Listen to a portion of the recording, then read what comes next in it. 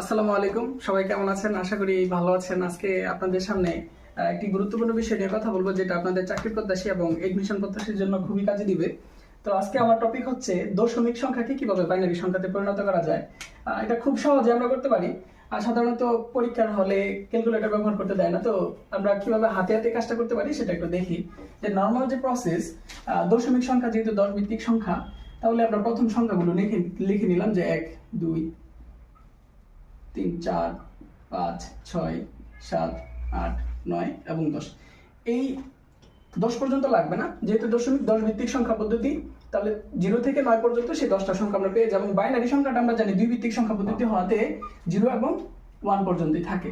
তো এই সংখ্যাটা আমরা কিভাবে অতি সহজেই দশমিক থেকে বাইনারিতে নিতে পারি, এটার একটা খুব ভালো একটা প্রসেস আছে।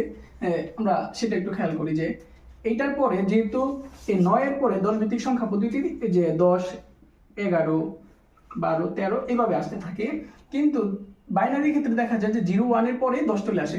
সেটা কি করে, যেহেতু তার পদ্ধতি একটি এবং তার ভিত্তি হচ্ছে 2, তার ধরুন তার 2টি সংখ্যা শেষ হলে পরবর্তী সংখ্যাটা 10। এটা একটা প্রশ্ন আসতে পারে যে 0 এবং 1 এর পরে কিভাবে 10 চলে আসে। সেটা আমরা আগামীতে কোনো একটি এপিসোডে দেখব।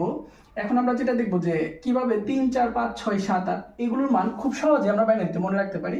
তো আমরা একটা পদ্ধতি দেখবো যে এরকম, এখানে একটি বিষয় যে এই 1 সংখ্যাটাকে আমি 2 এর জন্য ধরবো প্রথম, এবং 3 এর জন্য ঠিক 1 সংখ্যাটাকে আবার লিখবো। যেহেতু একবার 0 লিখে ফেলছি, তার আরেকবার 1 লিখে দিব।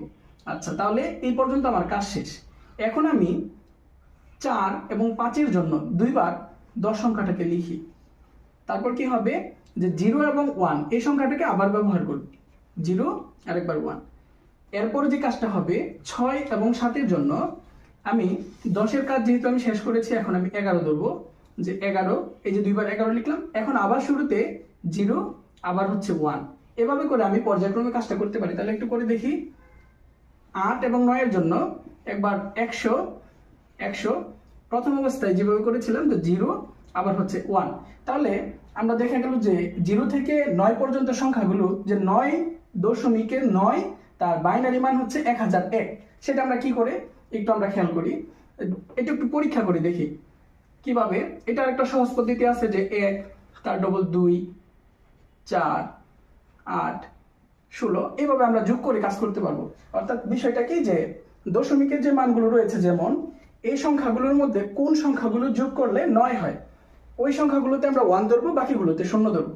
তাহলে 8, 1 এবং এখানে একটি 1 ধরলে বাকি দুইটা জায়গায় 0 দিলে আমাদের, অর্থাৎ এই দুইটাকে যোগ করলে 9 এর বাইনারি মান হচ্ছে 1001, যেটা কিন্তু আমরা খুব সহজে এই পদ্ধতি অনুসারে করতে পারি, এইভাবে করতে পারি।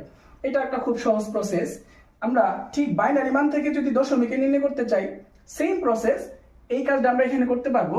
যে বাইনারি মান আছে 1001, সেম আগের মতোই, যে 1, 2, 4 এবং 8। এখানে আমরা দেখতে পাচ্ছি যে যে সংখ্যাগুলো যদি আমরা বিবেচনা করি, যে একটি ডিজিট, এখানে একটি ডিজিট যদি আমরা দেই, বাকিগুলো কিন্তু অটোমেটিক 0, এখানে একটি 1। তো এই দুটিকে যোগ করলে কিন্তু 9 হচ্ছে, যার বাইনারি মান হচ্ছে এই। অর্থাৎ আমরা খুব সহজে দশমিক থেকে বাইনারি এবং বাইনারি থেকে দশমিক মানটা আমরা পরিণত করতে পারি। আজকে আপনাদের জন্য এটুকুই থাকবে। ধন্যবাদ। আসসালামু আলাইকুম।